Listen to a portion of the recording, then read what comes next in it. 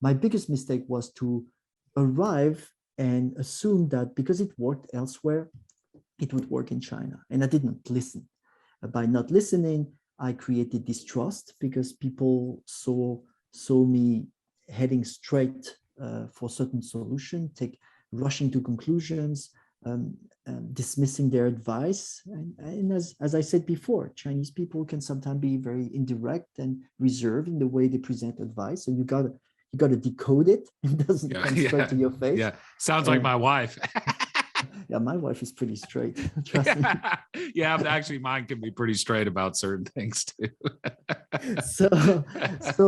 So I guess the biggest challenge I faced is that I had this idea that a leader had to be like George Patton. He had to be complete. He had to be omniscient.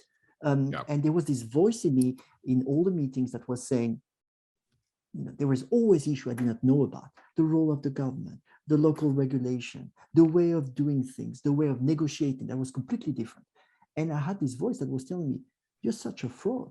You've got the hat, you're the CEO, and you can't even answer that question. You're such a fraud. So this whole imposter syndrome that people talk about. And I guess the expressing and having the courage to express that you're vulnerable, that you don't know, that you need help, create that atmosphere where people say, okay, I can step in. Maybe I can share my advice in a safe way because he doesn't know better anyway. So one of the things I did, for example, is that I couldn't speak proper Chinese. So it was really hard. Once I turned around the company, I had to let go of all the expats. Nobody spoke English. I had this ragtag group of people who didn't speak a word of English reporting directly to me. And when people called me, I was shaking because I was saying, I'm supposed to be that decisive leader that inspires everybody, and I'm going to make them repeat 3 times their advice. Guess what happened? People figured out that my Chinese was not good enough for them to ramble about stuff.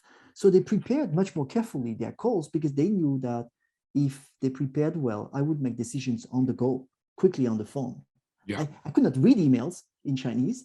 So people realized that there was no long memo, there was no long preamble in a phone call. They had to be very prepared. And they got into that format of 1, 2, 3, presenting the issue. And then they would say, this is what I think we should do. And I'm asking for approval. And I would say, yes, in Chinese, which was about as limited as my Chinese was. And little by little created that atmosphere where people said, okay, I'm really empowered. I can really do things. Research shows that most employees in organizations in the US consider that they give only 50% of what they have to give. Yeah. And the reason they do that is they usually have leaders who are not really inquisitive about how to solve the issues in the best way.